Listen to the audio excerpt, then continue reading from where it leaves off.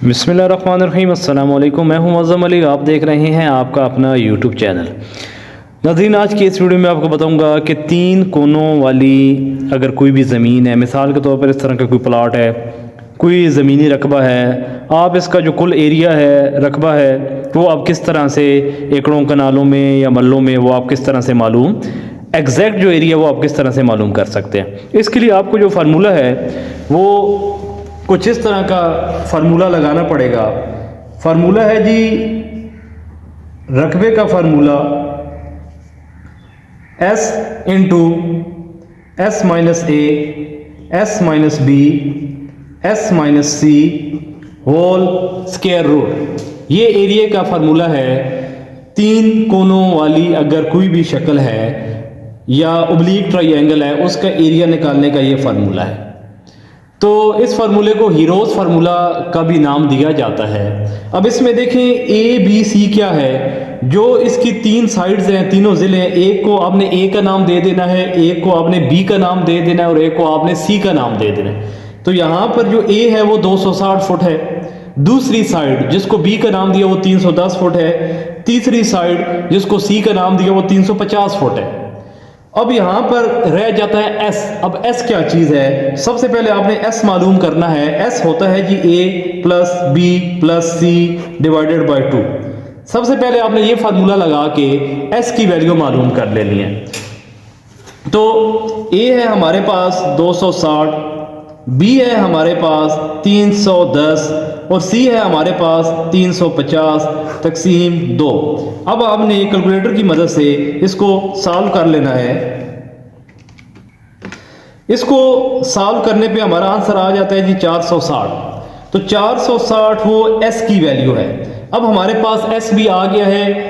ए 260 है, बी 310 है, सी 350 है। इस फार्मूला में अब हम कीमतें पुट करेंगे, वैल्यूज पुट करेंगे। तो एरिया का फार्मूला एस, सबसे पहले आपने एस की जगह लिखना है 460।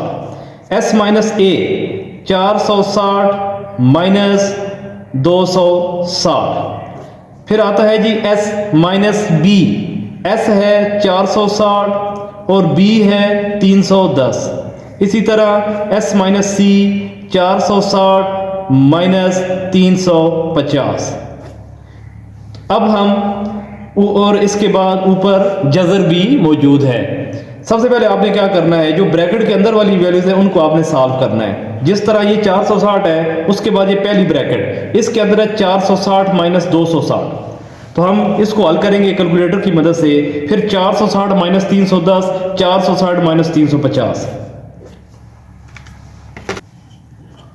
ये देखें 460 माइनस 260, ये 200 आ गया। 460 माइनस 310, ये 150 आ गया। 460 माइनस 350, ये 110 आ गया। अब आपने क्या करना है, ये तमाम 1 2 3 4 ये चारों जो वैल्यूज हैं इनको आपने ज़रब देना है और उसका आपने जज़र मालूम करना है। तो कैलकुलेटर की मदद से आप करेंगे 460 ज़रब 200 ज़रब 150 ज़रब 110 और बराबर करें। तो ये हमारे पास जो भी आंसर आ रहा है, आप इसका डायरेक्ट यहाँ पर ही जज़र भी ले सकते हैं, स्क्वायर रूट ले सकते हैं। स्क्वायर रूट वाला बटन दबाएं और बराबर कर दें। तो यहाँ पर आपके पास आंसर आ रहा है 38961.51। चूंकि हमारी जो लेंथ है वो फुटों में थी, लिहाजा स्क्वायर फुट में ये एरिया निकल कर आ चुका है।